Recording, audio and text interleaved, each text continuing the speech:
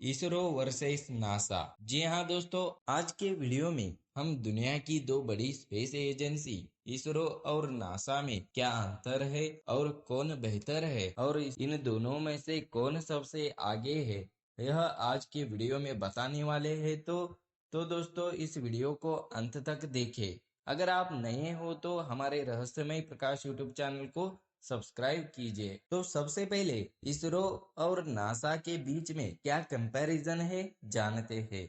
तो दोस्तों, भारत की स्पेस एजेंसी इसरो यानी इंडियन स्पेस रिसर्च ऑर्गेनाइजेशन की स्थापना 15 अगस्त 1969 में भारत के स्वतंत्रता दिवस के मौके पर हुई थी। इसरो शुरू होने से हमारे देश के पहले प्रधानमंत्री पंडित जवाहरलाल नेहरू और विक्रम साराभाई का बहुत बड़ा हाथ है। यही कारण है कि विक्रम साराभाई को इसरो का जनक भी कहा जाता है। वही अमेरिका की स्पेस एजेंसी नासा की बात करें तो नासा यानी national aeronautics and space administration की शुरुआत 29 जुलाई 1958 में हुई थी। नासा की स्थापना का क्रेडिट डेट को दिया जाता है। आज के इस वीडियो में हम इन दोनों स्पेस एजेंसी के पहले सैटेलाइट से लेकर annual budget, achievement, future project और इसमें क्या अंतर है, आज के वीडियो में बताएंगे। तो सबसे पहले आपने अभी तक हमारे रहस्यमय प्रकाश यूट्यूब चैनल को सब्सक्राइब नहीं किया हो तो सब्सक्राइब कीजिए और बेल बटन को दबा के एक्टिव कीजिए। इसरो और नासा, दोस्तों सबसे पहले सैटेलाइट की बात करें तो इसरो ने सबसे पहले सैटेलाइट आर्यभट्ट 19 अप्रैल 1975 में रसिया की मदद से अंतरिक्ष में भेजी थी और कुछ साल में 1980 में इसरो ने खुद का स्वदेशी सैटेलाइट लॉन्चर SLV-3 बनाकर रोहिणी RS सैटेलाइट लॉन्च किया। वही नासा ने सबसे पहले सैटेलाइट एक्सप्लोरर 30 जनवरी 1958 को लॉन्च की थी। भारत को मिला के दुनिया में केवल 11 ही ऐसे देश है जिसके पास सैटेलाइट लॉन्च करने के उपकरण भी मौजूद है। ISRO Indian space research organisation नाम से ही स्पष्ट है कि इसरो का मकसद अंतरिक्ष में रिसर्च यानी अनुसंधान करना है। अंतरिक्ष में इसरो की ओर से भेजे गए सैटेलाइट हो या मिशन हो, इनका मकसद बाकी स्पेस एजेंसियों के साथ मिलकर रिसर्च करना और अंतरिक्ष को समझना है। इसरो का नाम से साफ यह है कि अनुसंधान संस्थान है। वही नासा यानी national aeronautics and space administration United state की एजेंसी है, जिसका काम अंतरिक्ष के जुड़े रिसर्च के अलावा सिविलियन स्पेस प्रोग्राम और अंतरिक्ष में होने वाली गतिविधियों की निगरानी भी है। अगर नासा के नाम को हिंदी में समझे तो अंतरिक्ष प्रबंधन यानी स्पेस मैनेजमेंट के लिए भी यह जिम्मेदार है। इस तरह नासा बाकी एजेंसियों को भी उनके अंतरिक्ष से जुड़े प्रोग्राम के लिए एक आधार देता है। नासा रिसर्च के अलावा अंतरिक्ष में इंसानों को भेजने के प्रोग्राम पर तो काम ही कर रहा है, इसकी जिम्मेदारी एक नियंत्रक की भी है। इसरो इंटरनेशनल स्पेस स्टेशन को भी नासा सपोर्ट कर रहा है। वही इसरो की बाकी एजेंसियों की तरह प्रतिस्पर्धा में विश्वास नहीं करता। इसरो महत्वाकांक्षी मिशन को लेकर जरूर चल रहा है, लेकिन इसका मकसद किसी को आगे निकलने की होड़ नहीं है। यही वजह है कि इसरो को दूसरे देशों और एजेंसियों की गलतियों से सीखने का मौका मिलता है और मिशन के लिए भारतीय एजेंसी खुद को तैयार कर लेती है। इसरो अपने उद्देश्य को लेकर कितना स्पष्ट है, इसका अंदाजा इस बात से लगाया जा सकता है। एक वक्त जहां अमेरिका और रूस के बीच अंतरिक्ष में जाने को लेकर होड़ देखने को मिली थी और अब सबसे शक्तिशाली रॉकेट बनाने की होड़ अमेरिका और चीन के बीच देखने को मिल रही है। इसरो को इसमें फर्क नहीं पड़ता। इसरो की rocket launcher SLV, ASLV, PSLV और GSLV के नाम के साथ SLV अब भी जुड़ा है, यानी कि वे सैटेलाइट लॉन्च व्हीकल्स है। इनका पहला लेटर अलग अलग ऑर्बिट्स को दर्शाता है। उदाहरण के लिए PSLV पोलार श्रिंकर्स व्हीकल्स है। इसरो अपने रॉकेट्स को व्हीकल्स मानता है और मिशन रॉकेट बनाने की होड़ में शामिल नहीं है। अगर इसरो की बात करें तो क्यों इसरो खास है? इसरो के पास नासा यानी बाकी एजेंसियों की तरह ढेर सारे संसाधन और बहुत बड़ा बजट नहीं है, लेकिन सीमित बजट में ही प्रतिभाशाली वैज्ञानिक अपने लक्ष्य को सफलतापूर्वक हासिल कर रहे हैं। कम बजट में भी बेहतरीन परिणाम इसरो को वैज्ञानिक देते रहे हैं और इस वजह से इसरो पूरी दुनिया के लिए उदाहरण बन गया है। नासा या बाकी एजेंसियों से तुलना करें तो अमेरिका की स्पेस एजेंसी नासा का सालाना बजट $18 बिलियन, करीब 1290 अरब रुपए। यूरोपियन स्पेस एजेंसी ईसा का सालाना बजट $7 बिलियन, करीब 501 अरब रुपए। रूस और चीन की स्पेस एजेंसियों का बजट $3 बिलियन यानी 215 अरब रुपए। वही इसरो का सालाना बजट देखा गया तो $1.7 बिलियन यानी 121 अरब रुपए। यह बजट नासा के सालाना बजट के 10% से भी कम है। कम बजट और महत्वाकांक्षा वाले प्रोग्राम्स के बावजूद इसरो दुनिया के सामने मील का पत्थर साबित हुआ है और असाधारण सफलताएं की हासिल की है। चंद्रयान मिशन के अलावा PSLV C-37 किए गए PSLV 37 को लॉन्च में एक साथ 104 सैटेलाइट स्पेस में भेजे गए थे। आज भी सिंगल रॉकेट के साथ सबसे ज्यादा सैटेलाइट भेजने का रिकॉर्ड इसके ही नाम दर्ज है।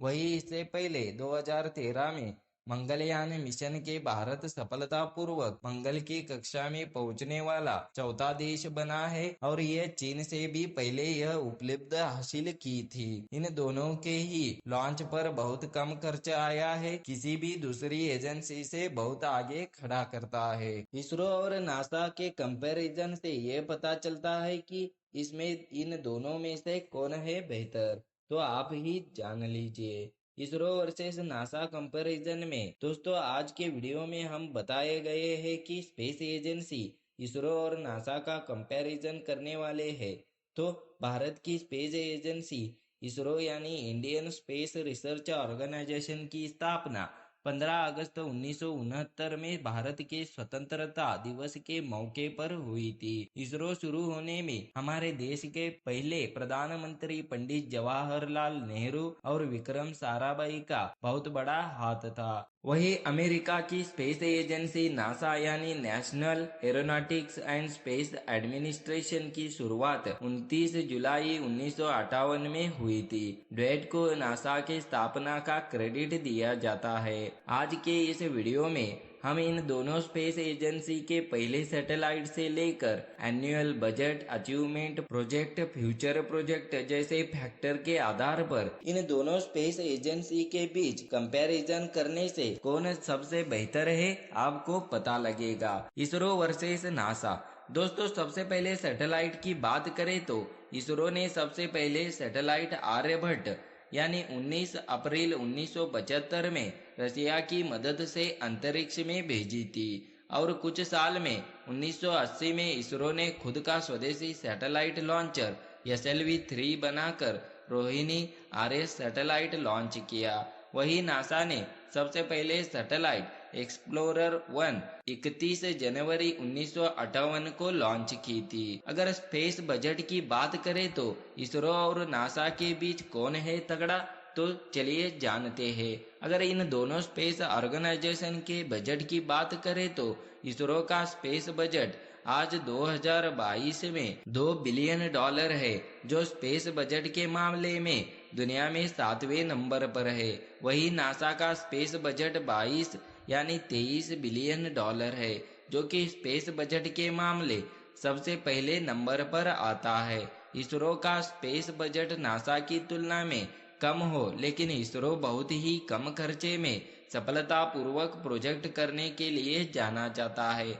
इसका खास उदाहरण है कि भारत का मंगलयान मिशन, जिसके लिए केवल $74 बिलियन का खर्चा आया था। वही नासा के मार्स ऑर्बिटर मिशन के लिए $672 बिलियन का खर्चा आया था। दोस्तों, पिछले 40 सालों में इसरो ने जितना पैसा खर्च किया है वह नासा के एक साल के खर्चे से भी आधा है। अमेरिका ने मार्च 2020 के आंकड़ों के अनुसार 2666 आर्टिफिशियल सैटेलाइट स्पेस में पहुंचाया है। उसके बाद चाइना का नंबर आता है जिसने 365 सैटेलाइट स्पेस में पहुंचाया है। भारत में अभी 250 के आसपास सैटेलाइट स्पेस में पहुंचाया है। आपकी जानकारी के लिए बता दें, इसरो का हेडक्वार्टर बेंगलोर में स्थित है और इसके चेयरमैन के सिवन है। वही नासा का हेडक्वार्टर अमेरिका की कैपिटल सिटी वाशिंगटन डीसी में स्थित है और इसके एडमिनिस्ट्रेटर बिल नेल्सन है। आपकी जानकारी लिए बता दे, इसरो का हेडक्वार्टर बेंगलोर में स्थित है और इसके चेयरमैन है एस सोमनाथ। वही नासा का हेडक्वार्टर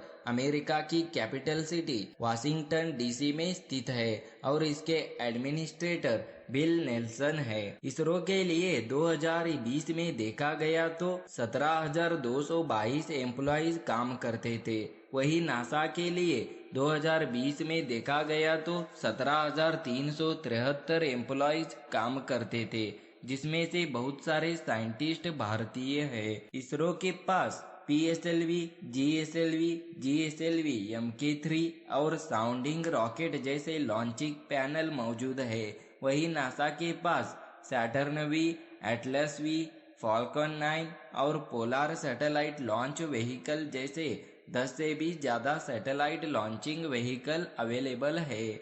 अगर फ्यूचर प्रोजेक्ट्स की बात करें तो इसरो एंड नासा के पास फ्यूचर प्रोजेक्ट्स है चंद्रयान 3, मंगलयान 2, गगनयान, आदित्य L1 और शुक्रयान 1 शुक्रयान। वही नासा के फ्यूचर प्रोजेक्ट्स में से James Webb space telescope, ExoMars part 2, lunar flashlight, Euclid और यूरोपा क्लिपर मिशन शामिल है।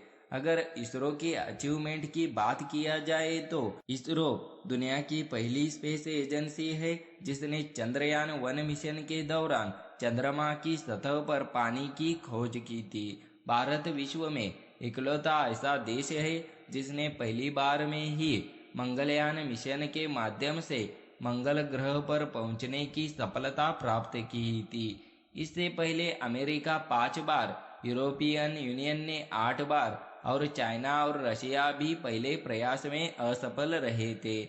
अप्रैल 2016 में PSLV रॉकेट के जरिए भारत ने अपना GPS नेविगेशन सैटेलाइट अंतरिक्ष भेजा था और अमेरिका की तरह अपना खुद का GPS सिस्टम नाविक बनाने में इसरो कामयाब रहा था। इसरो ने भुवन नाम का एक सैटेलाइट डेवलप किया जिसमें 3D सैटेलाइट इमेजरी टूल लगा हुआ था, जिसकी मदद से आप गूगल अर्थ की तरह ही अर्थ के सरफेस को एक्सप्लोर कर सकते हैं। इसरो ने 15 फरवरी 2017 को PSLV C-37 के जरिए 104 सैटेलाइट्स को पृथ्वी की कक्षा में स्थापित किए और इसी के साथ सबसे ज्यादा सैटेलाइट लॉन्च करने का रिकॉर्ड अपने नाम किया। इससे पहले यह रिकॉर्ड रशिया के नाम पर था, जिसने एक साथ 37 सैटेलाइट स्पेस में पहुंचाए थे।